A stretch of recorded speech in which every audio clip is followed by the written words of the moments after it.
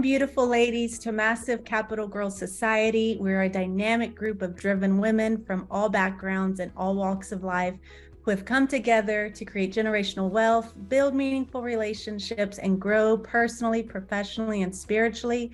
Who is with us? Thank you all so much for joining. Thank you so much. I am here to introduce Miss Stephanie Couch. She is a highly experienced sales and marketing executive with over 2 decades of experience in leading teams in small to mid-sized companies and Fortune 500 corporations. In addition to her business development experience, Stephanie is a certified strengths development coach, a personal branding expert, and a LinkedIn coach with a proven track record of success. She is dedicated to helping professionals build powerful personal brands on LinkedIn and develop strategies to supercharge their personal and company growth. As a coach, she works closely with clients to develop customized strategies for their brands and businesses. She helps companies in many industries and all over the world scale and grow their businesses to 7 and even 8 figures. Stephanie is the founder and CEO of Empower Women Collective and Build Women, and her passion is helping women thrive and grow, especially in a male-dominated industry, construction, where she has spent most of her career.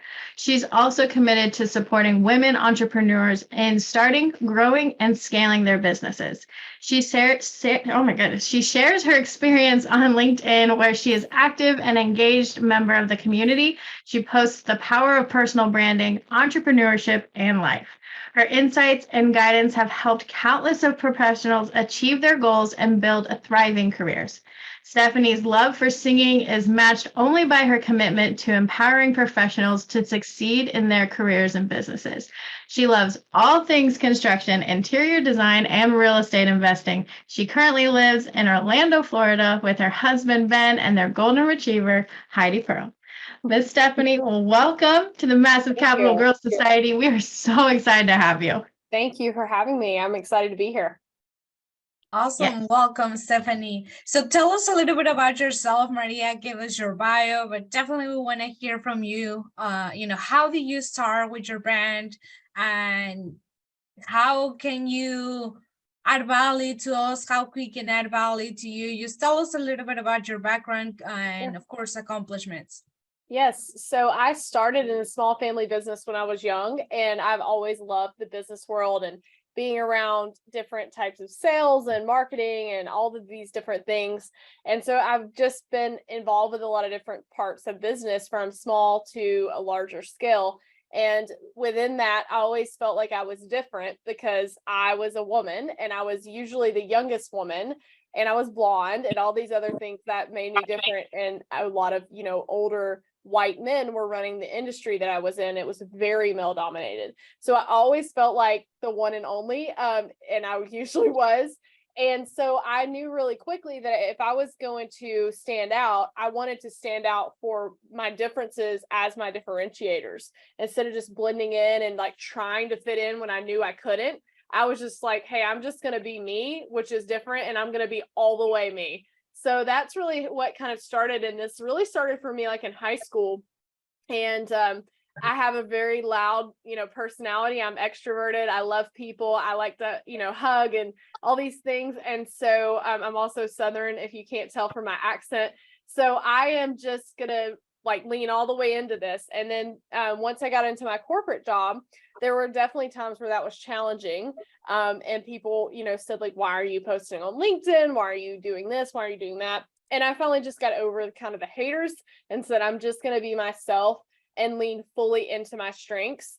And then I became a strengths development coach. And I really understood that the reason that I'm doing the things I'm doing and the way I'm wired is an actual nature thing. It's how I was made. We say perfectly and wonderfully made. And that's how I was built. And so it's different than other people, and how all of you beautiful ladies are built is different than me and everyone else in the room. So you have to embrace that as your differentiator. And I really believe that's the start of a powerful personal brand, if you can know who you are and then know your why and lean fully into that.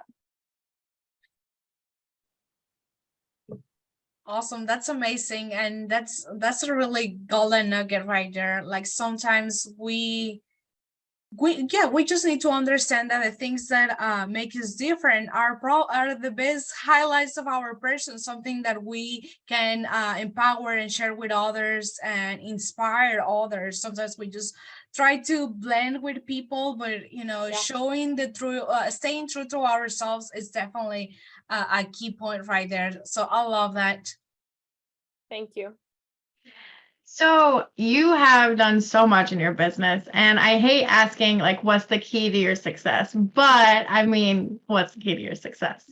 So one of the biggest things that I think really stands in the way of a lot of women, including myself for a long time, is like, it's really scary to go do things that are risky, right? And usually when you do things that are really big in your life, it's because you took some risks to get there. Hardly ever does someone just dump some great opportunity in your lap and like basically winning the lottery. That doesn't happen very often.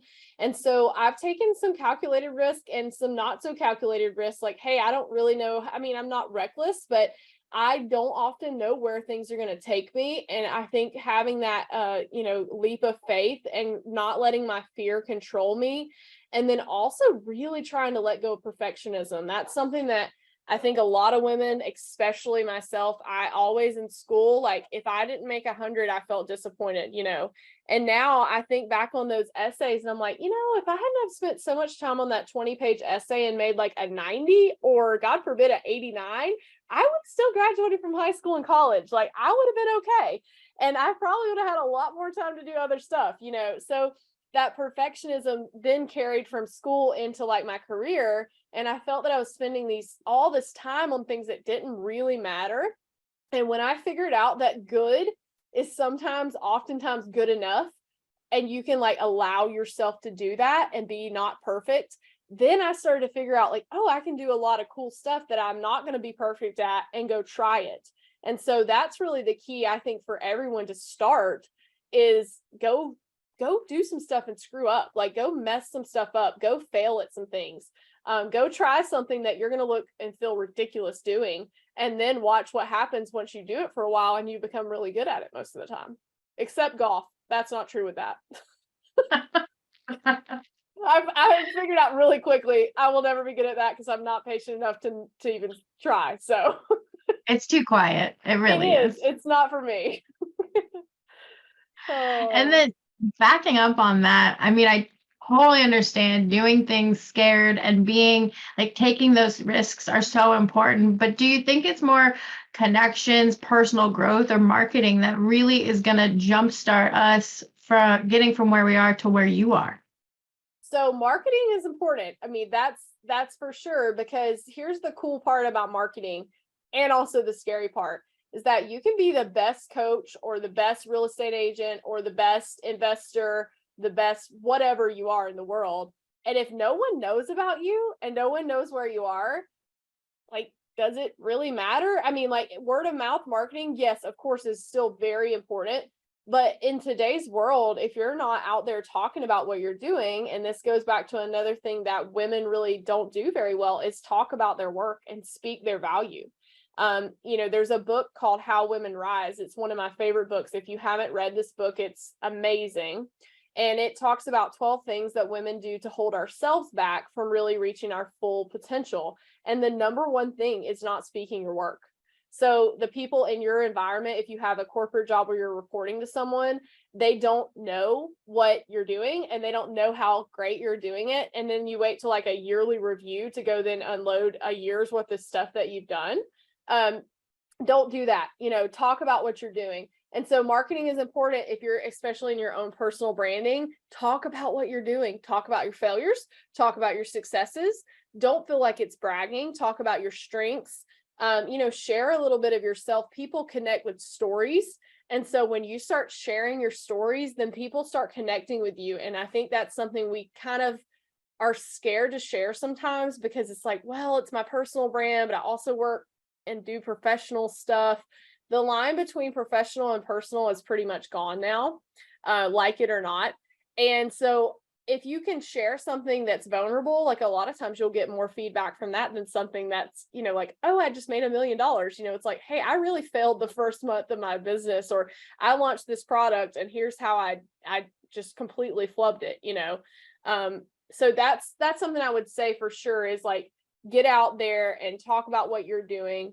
And then the other thing I will say is you have to know the resources, and personal development is really a great way to go in and get a coach, find a person that's done what you've done before, figure out how they did it, ask them what they did to fail, because they'll have some stories. And then you can take that and iterate from it, because you don't have to reinvent the wheel. Like, it's actually crazy to do that, right? Especially if you have a group like this where you can talk to other women that are like ready to share and help each other. There might be something that Jazz did last week that, Brooke is trying to do now. And she say, well, hey, like I had a deal similar to that last week and kind of went sideways on this part. So maybe watch this, or make sure you check the contracts for this, or on, check the asset management here, the property manager here. So you want to just lean into that and don't try to do everything on your own, because honestly, you're not going to be good at everything. Like, there's some things that I hate doing and I'm really bad at. So I delegate as much as I can. So many wonderful nuggets. Like, I'm trying to maintain all of this and retain all this information in my mind. I wish I could take notes as we're doing it. So I did see on one of your posts that you reference niches equal riches. Yes. So can you elaborate on that and how important that is when we're trying to brand ourselves on social media or just branding, period? Yes. So I'll give you an example that's like a real life example and kind of put it in perspective. If you think about a doctor, a general practitioner might make a certain amount, and then they go to school for, whatever, however many years. It seems like a million years to even be a doctor. But then if you go into like neurosurgery, and maybe you're a neurosurgeon that focuses on a certain one little thing, like, is there any amount of money that someone wouldn't pay a neurosurgeon that does one little certain thing that you have? That's like, I mean, what amount of money is there? Because there's like 5 of them in the world, it's not a commodity. You can't just go replace it. Even as a doctor, with all the training you have, once you get to a certain niche, you are almost like out of the market. You can't really even price it. So it's the same way with your brand and your company. I see a lot of coaches online that are like, well, I coach real estate agents. Okay, well, what does that mean? Do you coach women real estate agents? Do you coach real estate agents that are starting, that are in the middle of their journey? Are they already producing 7-8 figure years? I mean, are they in multifamily? Are they in residential? Are they in, short-term rentals? What do you do? That doesn't tell me anything. But if I tell you that I'm a coach for women that are getting started in multifamily real estate and want to learn how to raise capital, that's pretty darn specific, right? And so if you're a woman that's 30 that wants to get into multifamily real estate and raise capital and learn how to do it, you're going to know that I might not be the person you choose, but I'm doing what you want to do. So you're at least going to look at my stuff if you see it. So just think about it that way. You're funneling down and you're magnetizing to exactly your client. So what it does is it takes these tire kickers that don't want to do what you're trying to do. We all know in real estate about tire kickers. They don't have the time, the money, the effort, or whatever it is to do what they really need to do to work with you. So you don't want to work with them anyway. So this magnetizes your leads to you to really get the people that you want to work with and that want to work with you. I like that. I always tell people, quit wasting my time. Tire kickers. That's what it is. I actually heard a real estate agent that I'm close with. She talks about that a lot, because the people that, this is in residential, but like they're looky-loos is also what she calls them, but they'll like be on vacation. And I've done this to a real estate agent before, but they like walk in the office and they're like, hey, I saw this thing on the window, and like they can't afford it. It's like a $3 million house and they can't afford it. And they're like, could you show it to me? And you're like, oh gosh. Kick rocks. That's tire kickers. I like it. Awesome. That's amazing. And what would you advise to, most of us are in multifamily, some of us actually, as a matter of fact, are raising capital, but how can we start our brand or just grow our brand? Like, what are the key points that we need to be putting in our brands out there? So one thing that's really important that I think people miss is engaging with other people. So you want to be posting, if I was in the space that you're in, and I mean, this is what I've personally done, is I started on LinkedIn. So people on LinkedIn are in a category that is kind of easy for you to say, hey, that could be a target client or a target person to raise capital from. So there's a lot of CEOs on LinkedIn. There's a lot of directors on LinkedIn. There's people average are making over 80 grand a year. So that's pretty good, right? Unlike Instagram, where it's kind of all over the place. And most people are in the professional space where they probably are making money enough that they might want to invest in something. So just to start would be start on LinkedIn. It's very hard to build your personal brand on multi-platforms. It's extremely overwhelming. And when you have a lot of stuff going on in your regular life, like we all do, who has time to post 18 different posts on 7 different platforms every day? Nobody does. So start on the one that's going to give you the easiest organic growth, which is LinkedIn. And then it's also more towards your target audience, and start posting 3 to 4 times a week. So you don't have to post every day. I saw some faces there. So 3 to 4 times a week, you can actually schedule. So this is what I would suggest do. Figure out who your ideal client is. Okay. So you're going to go in and say, hey, I'm targeting people who are, going to give me capital for this raise. They want to buy multifamily or passively invest in multifamily real estate.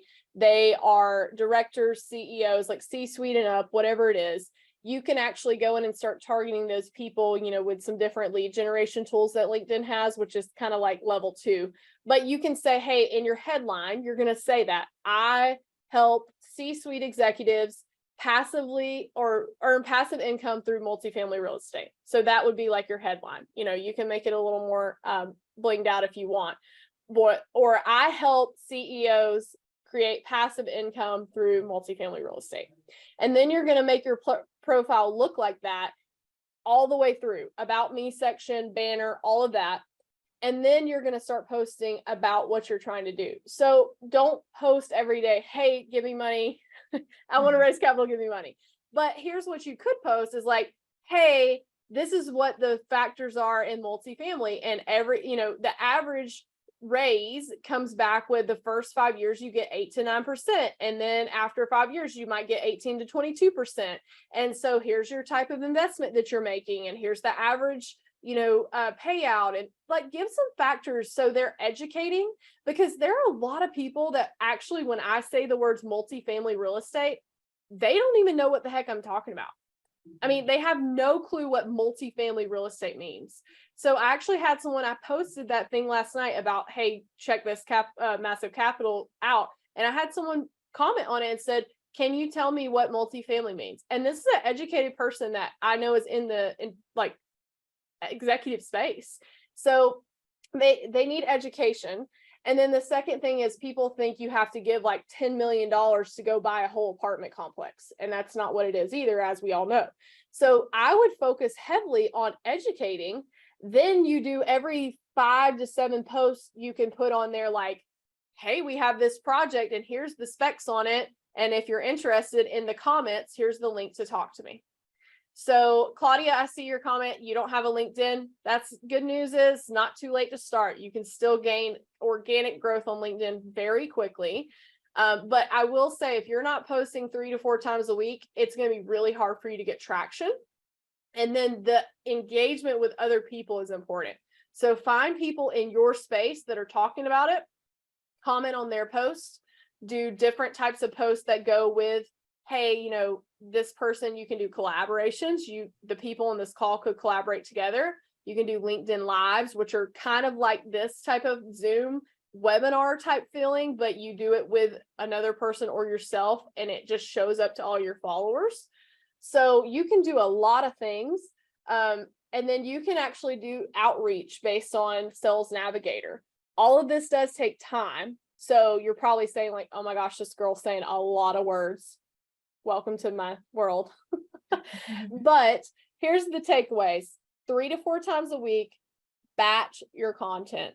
So LinkedIn has a little area on when you hit post up at the top, there's a little clock. And you can go in. I do mine usually on Saturday or Sunday. I spend a few hours. If you're only going to do 3 posts, you won't have to spend a ton of time. You can utilize ChatGPT. You can utilize all these other cool tools if you want. I don't write my posts with Chat GPT because I want it to be my voice, but there's nothing wrong with it as long as it feels like you, right? So there's a balance. I would rather you write something with Chat GPT and post it than never post. I'll just say that. So go in on Saturday or Sunday, write your 3 or 4 posts, put a picture with it. That's the scary part for a lot of people. You got to show your beautiful face because that's going to stop the scroll. And then post it on the scheduler for each day. So maybe do 1 Monday, 1 Wednesday, 1 Friday. Be done with it. Saturdays kind of do pretty well sometimes, and sometimes they bomb. So you can mix the dates up and try different days, but schedule it the weekend, and then all you have to do during the day is just go on and do some commenting. And you're not going to get like a ton of comments the first time you post, so don't get super disappointed. You have to keep doing it. And just like everything else, consistency will lead to growth. Okay, we have a lot of questions in the chat. We will get to them, I promise. And if you were trying to write down as fast as I was, I'm sorry. I can't read my writing. It's a lot of information for 30 minutes. Well, it is. And I want to remind everyone, this is recorded, which I had to remind myself just now that you will be getting this, thankfully, hopefully in the next few days, this recording, which I hope will help as well. But thank you for saying that. I mean, it's so important that we know the fundamentals of LinkedIn. It's harder because it's not a streaming system that all of us might be using all the time. Instagram, I feel like we can get it because we use it. Sure. So it's good that you're talking about that. I want to switch topics a little bit. Okay. So I want you to know our goal here is to grow personally, professionally, and spiritually. And those are the foundations that Massive Capital Girl Society is founded on. And I wanted to, would you be able to share maybe 1 or 2 little nuggets about what that means to you? Either it's personal, professional, and spiritual, or just anything related to that. Yeah, so I have been married for 16 years, and my husband and I try very hard to make time for each other. We're running 3 businesses together now. And throughout the years, we don't have kids, so that does help a little bit to have a little more time in our schedule for each other. But I travel a lot for work. And so sometimes like that gets put on the back burner. And so I think it's really important. I try to have a date night once a week, or we do something like together special once a week. If I'm home, we breakfast together every single day. He cooks me an omelet every single day. My husband is pretty much a saint. And so I try really hard to keep that as a top priority, because I found when I was in my corporate job, I was traveling a lot and I was just really not putting him as a priority. I mean, we were fine. Like we weren't like on the verge of a divorce or anything, but I took a hard look, and that hard look came when he got COVID, and I was living in Texas. So had no family, no anything near me. It was Delta variant, and he got put in the hospital and was very, very sick. And I was all by myself. And I was at home, and I had a lot of time to ruminate on my life and what I was doing. And it was our anniversary weekend when he got sick. And I had been gone for the last 6 months, starting up a location in Houston. And I'd been in a hotel like every week, all week. And so I thought, I'm not doing this anymore. Like, I'm just going to find another way to make money and make a living, because I'm not going to give up the thing that's important to me personally for something professionally, because I think I can have both. And have that balance. So I think balance is really important. It's very hard for me because I am wired, as you can probably tell, pretty high. And it's very hard for me to have that balance. And even my personal health has gone on the back burner. So I have recently started, meditating every morning.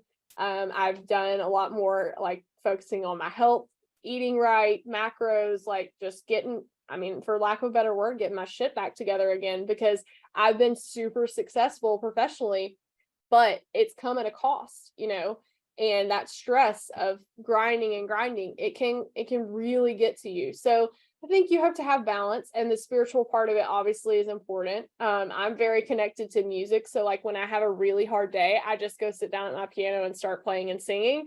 And almost immediately it's like, I'm back, I'm good. So I think that it's really cool to be able to have your thing, whatever it is. Some people go to church, some people sing, some people run, some people, I don't understand the people that run for solace. Like that's for me, it's like torture, but some people love it. And it's like their debrief. If you love to run, like kudos to you. I'm not talking bad about you because you go, girl. But that's not this girl. So, you got to find your thing that you can come back to center. So, yeah. I just want to say really quick, my husband was applauding you. I don't know if you saw me like laughing and engaging because we're overdue for a date night. Okay. Yes. So he's like, you guys, it's important. Listen to her. I'm like, I know, babe. I know. Yeah. And like quarterly, we try to do something like not just a night, but like go away for one night in a hotel or something, even if it's pretty close to home. I know with kids that gets really tough, but you have to take time to do it because if you don't, it just years go by and you're like, where did all this time go? And we don't even, I hear a lot of people say like, I've grown apart from my husband. I don't know him anymore. Like we're not in the same place. And that it's so easily how that happens is like one day, 1 week, 1 month, 1 year at a time. And then it becomes like, we don't even know each other anymore. And it was just the most important thing to me. And yet I wasn't treating it like that. So I had to realign my values and like, really, what am I working for here? Because if I make $300,000 a year, but my husband dies of COVID and all I think about is that I feel guilty because I haven't been home for 6 months, like, am I really winning at life? No, I'm not. And that was like so clear to me. And the thing is, and I'll tell you, you can have your cake and eat it too when it comes to that. Now, it's not perfectly balanced ever. But you can make amazing money, have your own business or work for someone else and make amazing money and also have a great relationship, have your kids, have all those things you want. It is balancing, but you have to make a choice that you're going to get super clear on your values and your boundaries. And then you got to actually live that out based on what you decide. So if you decide your family's priority, then you can't work until 9 every night and say that your family's the priority. Now, 9 every few weeks, okay, that's totally fine.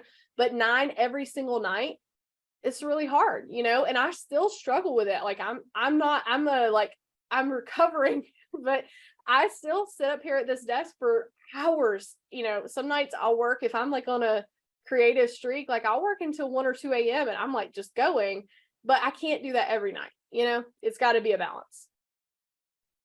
So one, kudos to you and your husband for being married for 16 years. That's Thank amazing. you. And 2, we have to have you back to hear you sing and play the piano. Okay.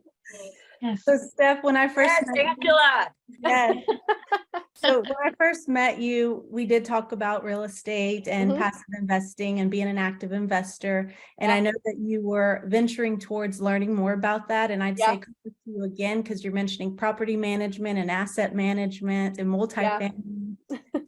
Most of us, we do already invest from an active investment standpoint or are already involved in multifamily, or some ladies here are looking to venture into that space. So tell us what piques your interest in multifamily, which is also apartment investing, whether that's active or passive. Yeah. So I was in the building industry for a long time. I'm still helping a lot of companies in that industry. And I sold a lot of doors to a lot of apartments and made a lot of money doing it, which was fun. But I've always just loved it because I think that it's so much easier to scale. You could get like 200 doors and not have to go buy 200 houses, right? And do 200 loans and all these things. And then also, it's something that's always going to be needed no matter what. Like there's just not enough multifamily out there, especially in certain areas. So if you get a great investment in a great place, and then you can go in and do the value add stuff where, you add the dog park, you add all these things, and then you're like, have this great investment. I mean, I would love to have a huge portfolio in 2 to 5 years of, different types of investment, but multifamily will be a very large pillar of that. And I'm actually like considering doing maybe some active stuff, but it's just I have a lot going on, so I've like got to weigh that. I just told you I'm trying not to work till 2 a.m. every night, so haven't done that yet because of that. But I love the space, and I think that it's really easy to scale and grow. And then from what I've known about the community, I have several connections in this community I'm pretty close with, and it just seems like such a cool community of people, and a little different than the residential real estate side, which I also have a lot of, friends in. So it's just a different angle. Well, And you always I have like big a- money too. So, I mean, I like dealing with big numbers, and a $200,000 house doesn't hit me quite as much as like a $20 million apartment complex. Hey, money speaks. That's right. Absolutely. So you always have a place here. This is a community for you. Thank So you. whenever you want to drop in, you're more than welcome. We're Thank going to you. go ahead and open it up to Q&A because we do have some cute questions in the chat. And then Awesome. ladies, if y'all have any questions, feel free to raise y'all's hand. And while all of you hopefully are raising your hand, I do want to say thank you, Stephanie, for sharing all of that about your family. I hope your husband is fully recovered, and thank you for Yes. sharing that. It He's actually definitely my helps us. personal trainer now, so he kicks my butt every morning in the gym, so he's fully recovered. Even better. Even better. Yes. Wow. Do you While want- everyone is hopefully coming off of mute and raising their hands, I'm going to start this off. I feel like all of us have a reason we got into real estate. We have a same story. We have that one thing that we talk about all the time. Is it okay to keep talking about that same story? You talked about how stories help everyone on post. Should we change it up? Should we keep going? Like, what do you think about our story? think you should definitely share your story and how you got into real estate, why you got into real estate. Also, when you tell a story, think about what angle are you telling it from? So you can actually tell the same story in a lot of different ways. You could start in the middle of the story, and you don't want to tell. A lot of times when people tell stories, they feel like, you hear speakers sometimes that aren't like really together, and they'll start and they'll tell you every single detail. It doesn't matter. Like, some of those details you only care about. No one else in the world cares about. So start your story a lot of times in the middle of action. Sometimes you can start at the very end. You can talk about it from your perspective. You could talk about it from the buyer's perspective. You could talk about it from the investor's perspective. I mean, all of these different ways. And then you can also tell other people's stories. So you don't have to just tell your stories on your LinkedIn. You could talk about how you helped a single mom invest in her first property last week. You could talk about how you helped, a group of massive capital girls learn about personal branding. Whatever it is, you don't have to talk about just you. And then you have a lot more stories in you than you think you do.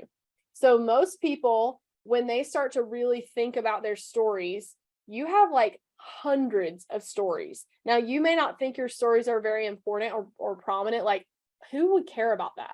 So that's imposter syndrome, period. Your stories matter, and they will help someone. And even if it's only one person, it doesn't matter. It's worth posting.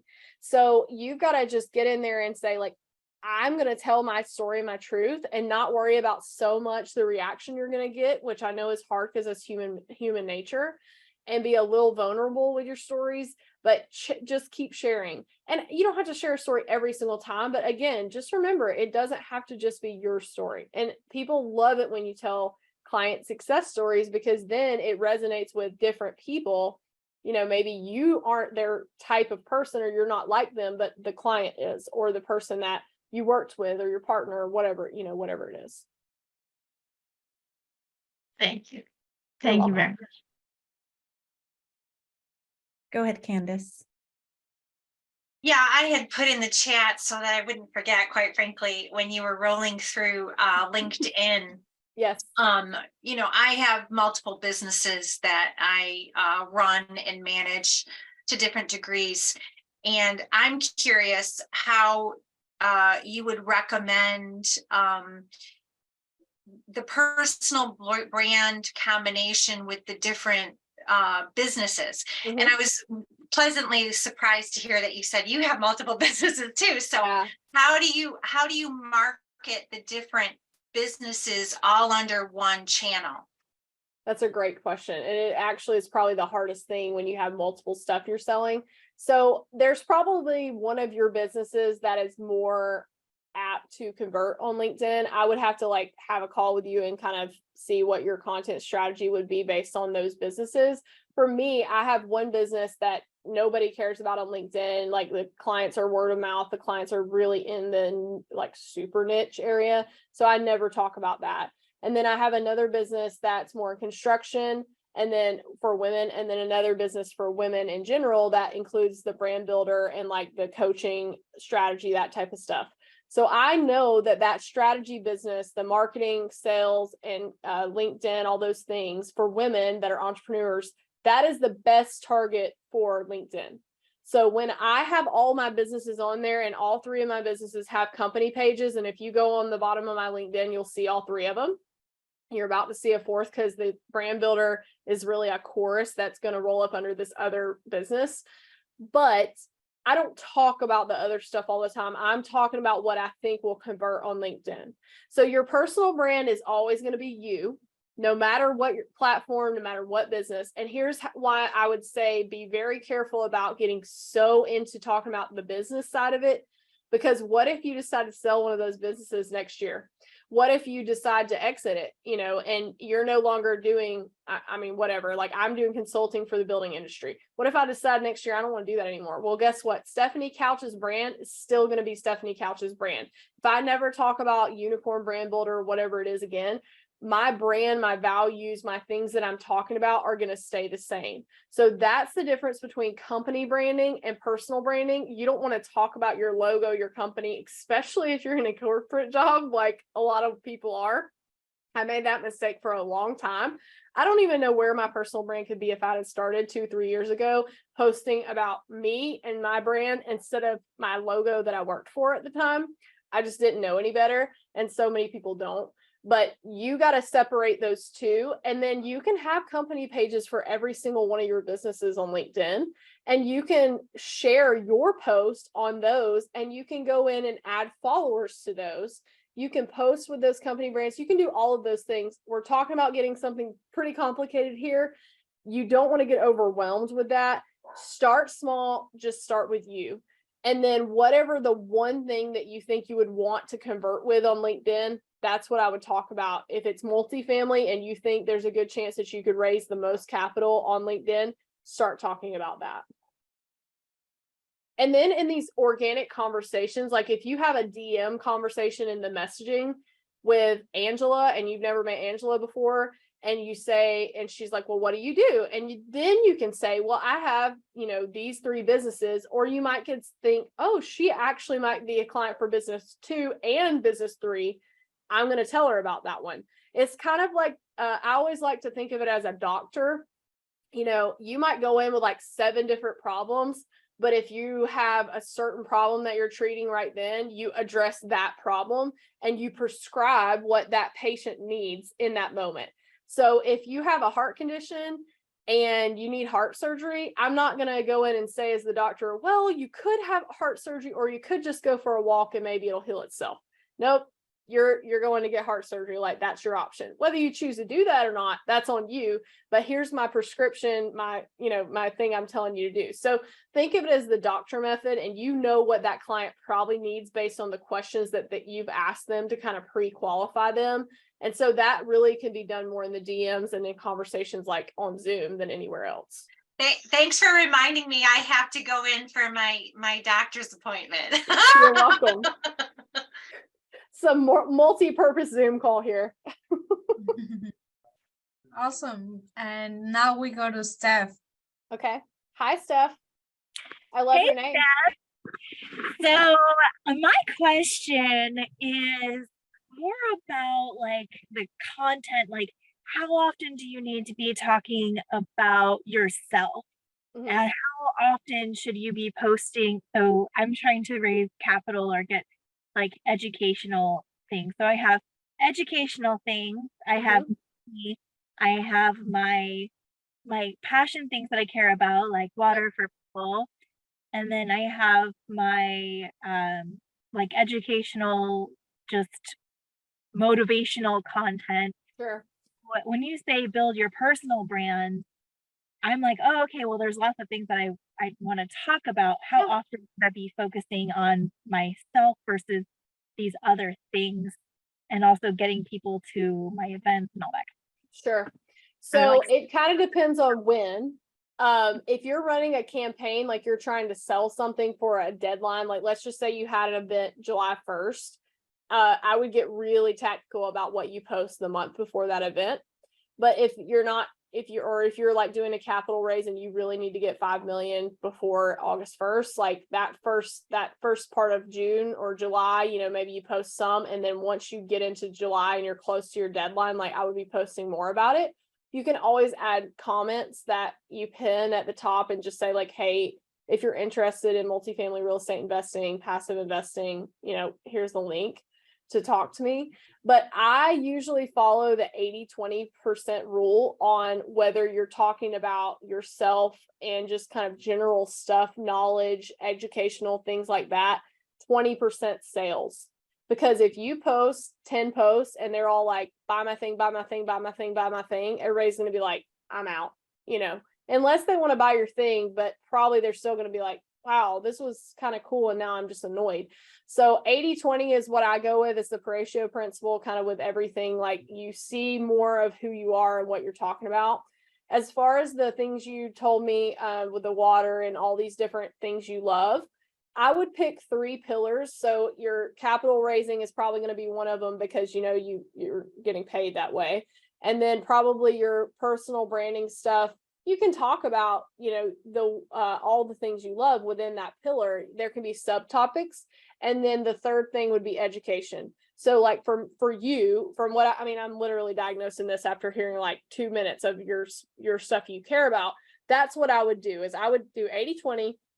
And then I would do 3 pillars of content with some subcategories and somehow wrap it into someone else. So when you post about yourself, like I post a lot about singing, I usually somehow wrap it into, I'm a singer.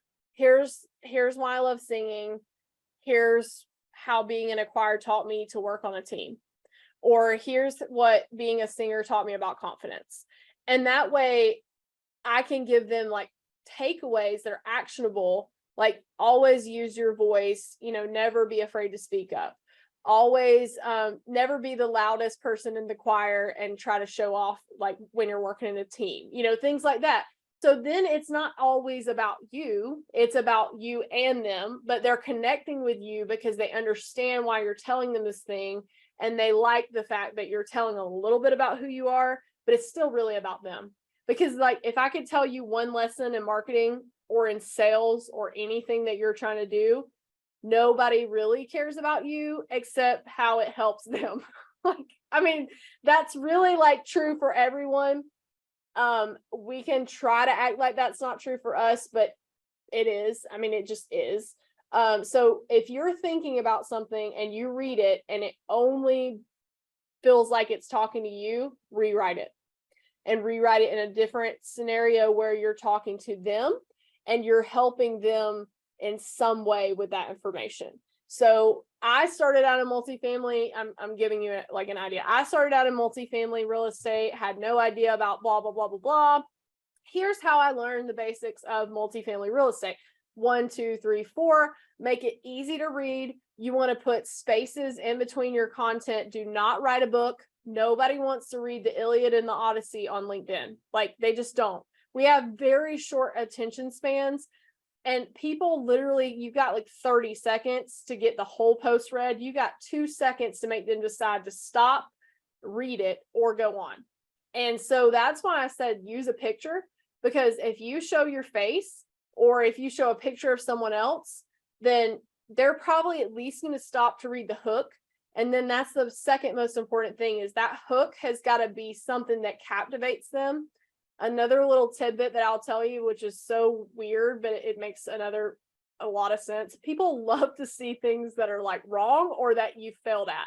So if you put in your hook, like, here's the top 5 things I screwed up when starting my business, somebody's going to click on that because they're like, I want to see what Stephanie screwed up on. Like, I don't know why we are that way, but that's how humans are. I'm the same way. I click the little ... dots. So you can kind of like nuance how you say certain hook words on that first 2 lines, and then at least get them to read the next few, lines. And you can try out some different things, Steph, and just see like, is this working? But don't try it out for 2 days. Try it out for a month and see what kind of engagement you're getting while also engaging on other people. So I want to make sure everybody like heard that, noted that. If you go on LinkedIn 3 times a week, schedule your posts, and never open your LinkedIn, it's not going to do anything for you. Like, you're not building relationships. Think of it this way. If you went to a networking event in person and you walked in, you signed in, and you were like, hey, everybody, and then you turned around and walked out, what are you going to get out of that event?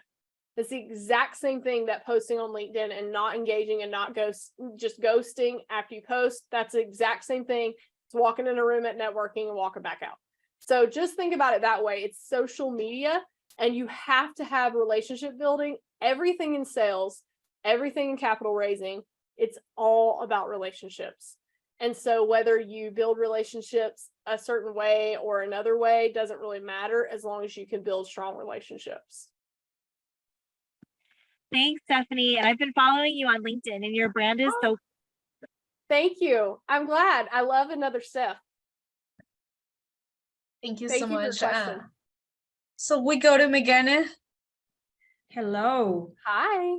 Well, I need more steps in my life. We can never get enough of our steps. I agree with that statement. I mean, seriously. And I love your tiara. I think we all should have. Thank you. Jazz hooked me up with that. I like it too. I'm wondering if I can always have this on my Zoom videos. Do you think anyone you would say keep it. anything? I heard you keep it. When you leave the Zoom, you can actually take it with you.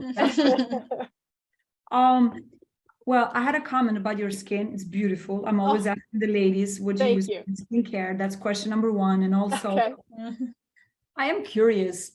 It's going to be a crazy question. Okay. When you meet someone for the first time, how quickly do you get to say that's their personal brand just by having a conversation with them? Like, how long does it take you? I know it's a silly question, but no, actually, that's a brilliant question, and I'm so glad you asked it. So I actually and everyone, I believe, makes a lot of assumptions about who someone is by the way they walk in the room, the way they hold themselves, the way they walk physically, the way they're dressed, and then the way they greet you. So I have this thing, and I'm not wearing it tonight, so I guess you can just look on my LinkedIn, but I love hats. I've always loved hats. Like, I have a lot of hats. Every time I move, I'm like, why do I have all these hats? And so when I go to an event, like almost every single time, unless it's outside and it's going to get blown off or something, I wear a hat, and I wear pearls. And because I'm Southern, I just like them. I started wearing them in college in my choir, and I think they're classy. They go with any outfit. And I always have usually either a hot red or hot pink lip on. And I usually have my makeup done because I like makeup. And I have my nails done. Like, that's Stephanie. And I wear dresses, floral prints, that it goes on and on. Anyway, that's me. So when I show up at an event, like, now I've got to wear a hat for the rest of my life. Like, I realize what I've done to myself.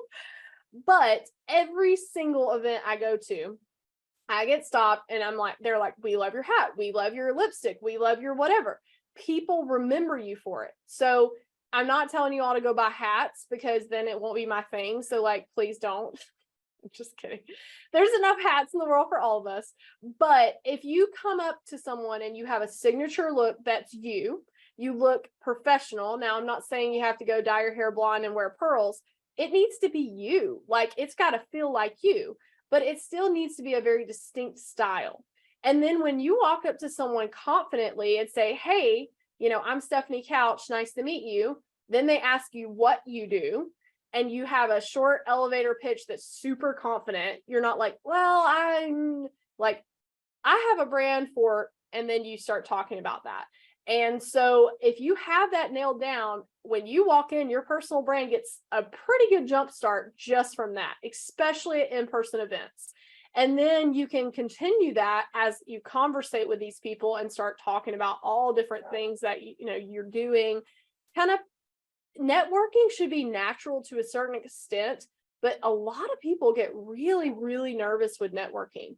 And so if you feel that way, then you practice it. Like, we practice everything else in life. If I'm going to go sing a solo, I don't walk up and like hope for the best. I practice, like, what am I going to say? What, am I pronouncing this word in this language the right way? Do the same thing with networking. Who do you want to talk to? You know, if you're a shy person that doesn't like networking, make a goal of like, I want to make connections and get cards with 5 people today. That's it, 5 people. Okay. And then if you get 5 people and you're like tapped out, leave. Fine. You've done your deal. But push yourself to get out of that comfort zone.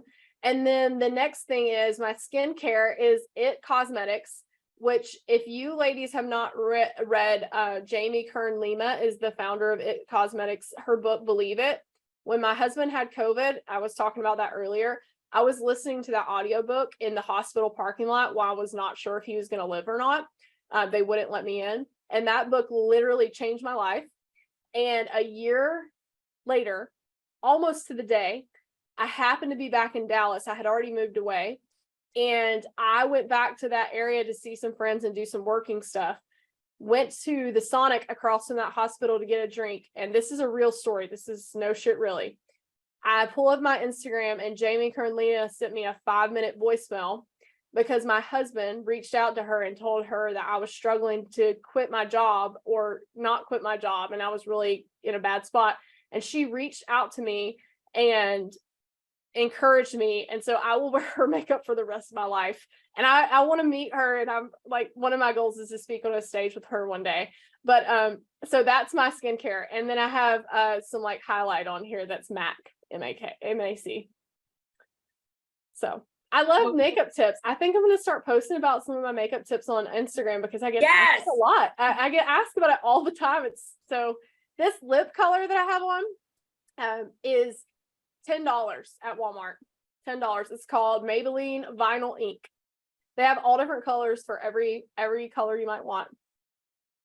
I love it, and it goes back to the power of asking a simple question, and I would get the whole story, and all collectively as a unit here, we will be on the lookout for the lady. I forgot her name, so we can get her on the stage with you. Yeah, and that's how it happens. That would be great. Yes, I think you manifest things between 25 of us minus you, because you get to wait and be booked. There's 25 of us. We got this. I love that. Thank Jamie you. Kern Lima, her book is called Believe It. If you haven't read it, listen to it on audiobook because her voice and like the way she narrates it, she built a company from nothing to $4 billion. She sold it to L'Oreal.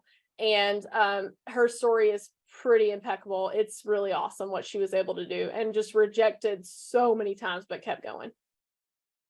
All right. I think we found our next speaker. I saw her. Yeah.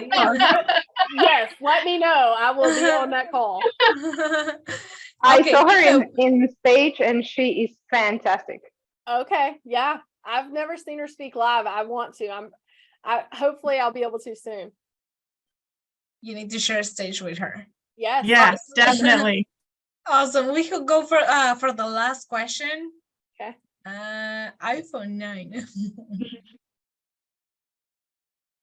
We can't hear you. Gotta unmute, babe. You're on mute. You're back on mute again. All right, can you guys hear me? Yeah, I can hear you now. I had to get a new phone, so I'm trying to still figure out how to work it. But thank you, ladies, for hosting. Like, husband, we are actually having dinner, and he was hearing you, Stephanie, talk, and he was like, "That's a woman. You need to listen to her more often." Because all the calls that I listen are all male speakers. So he completely loved everything you had to say and how you got super personal about your life. He was like, wow. He was like, I applaud her. But my question, my question was like, tomorrow I have a networking event for multifamily. It will be like my first networking event, and I'm an introvert. Yep. So how would you go about that? Okay, so I have a good answer for this because my husband is like a super introvert. So first of all, the first question I have is, do you have business cards or some kind of way that they can contact you? I have the digital. Okay. So anybody on this call, if you don't have business cards or a digital business card, I like business cards to hand because sometimes people like screw up the saving it on your phone, but get business cards. So that's number one. And number two is when you go, first of all, just know like you're going to have some moments of like, oh my gosh, what do I do? Okay. So when you go in, your natural instinct as an introvert is going to be to find one person and like hang with that person. Okay. So know that that's going to be your inclination and fight the urge to do that. How long is the event? Roughly an hour. Okay. So I don't know if it's seated or like just walking around. So for you, I would say set a goal. I'm not going to tell you what it is because it's your goal. So set a goal of how many people you want to talk to during that hour. And then I would say 4 to 5 would be at the low number because that gives you 15 minutes or a little less with each person. And then just make some connections. And then with those people that you talk to, get their information. Do not leave. And this is for everyone on this call. How many people in this room have met amazing people at networking events or at conferences? And you're like, follow me on LinkedIn. And then you're like, oh man, what did they tell me their name was? I forgot. I can't find them. Get their card. I have a stack on my desk right here. These are business cards. I've gotten all of these in the last month. And I follow up with every single one of them. It may never lead to anything ever, but if you don't have their information, like who knows, you might have someone that's perfect for whatever you need to do or whatever you need them. You might have an opportunity for them.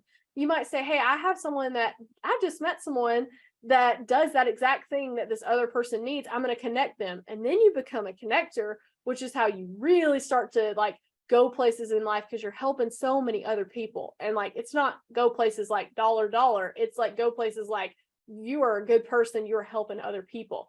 So get those business cards from others and then follow up with them.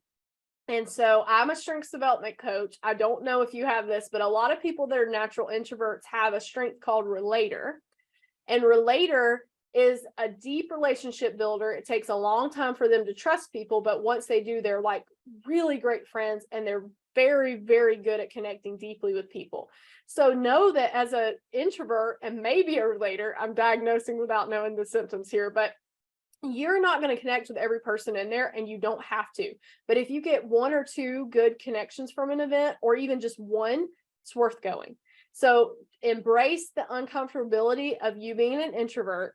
If you get nervous, this is a little trick that I do when I get nervous about anything. So if you take 2 fingers and you rub them together with some pressure and you feel the ridges of your fingers.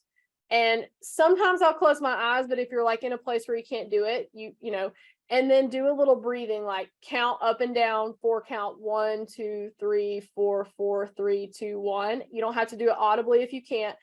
There's something about this. It's actually something called positive intelligence. It's a brain science. It actually rewires the path in your brain when you're having that sabotage that you're like, I can't do this. I'm an introvert. I hate networking events. If you do this for like 1 minute, even 30 seconds, and you're thinking about something else, it reroutes your brain and then sends you back to where you need to be in reality. Because we sabotage ourselves a lot, whether you're an introvert or not. Like we judge ourselves, we judge others, we get like in this zone and we can't get out of it. So if you do something to mentally stop yourself from thinking about that thing that you're obsessing over, then you can recalibrate back. And if you have to do it 10 times in an hour, do it. Just kind of step aside from a conversation, recalibrate, and then go have another conversation. And also know that you're going to have some conversations with people that like you're going to feel super awkward. You're not going to like them and they're not going to like you. And that's okay because you're not going to like every human in the world. It's just not possible. So everyone's not going to be for you, but the people that are for you are going to find you. So if you go to a networking event and like say, hey, I've got 50 people here. If I connect with one person, that's still pretty good odds. Like it's the same thing for sales. The average person takes like 32 times of seeing something of your content to convert. And that's the same with in person. So I always used to tell my husband, like kind of jokingly, but not really joking, that no just means not yet to me. And that's 100% how I live my entire life. He really hates that when I'm using it on him. But it's true, like no means not yet. You got to keep pushing for the sale. You keep pushing for the capital. What if they say no to the first 26 deals and on the 27th deal, you get $10 million from them? Like it very easily could happen. So don't give up and just think of like, hey, this doesn't have to be a lifetime friendship. I'm meeting these people, getting a card, and then I'm going to go home in an hour and I can go to my room and close the door and not talk to anybody for the rest of the day, which is what introverts need. I know that because my husband's one. For sure. Thank you so much. I took some great notes. So Good. thank you so much. And thank you for taking You're time gonna out. kill it. Like, you're gonna kill the event. Just go and be yourself and take your business cards. Don't forget those. Awesome. I'll take them. Thank you so much. And you look very. Thank you.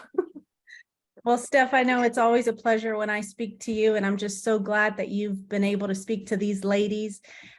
So one thing that I did want to mention before we go is, one, do you have a way that you would like the ladies to reach you? We do have a QR code behind you. Yes. If you haven't scanned it yet, please scan her QR code.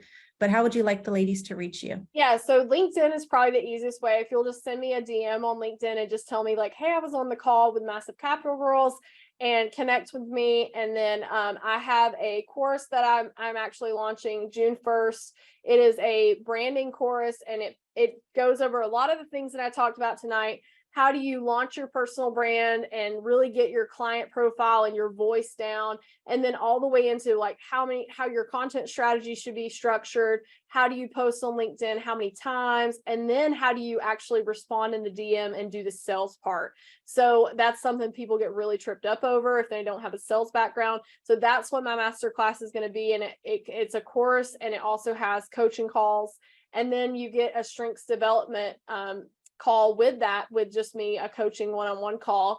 And that will be going over what your strengths are and how you can use them to build a brand that feels like you, which is why it's called Unicorn Brand Builder.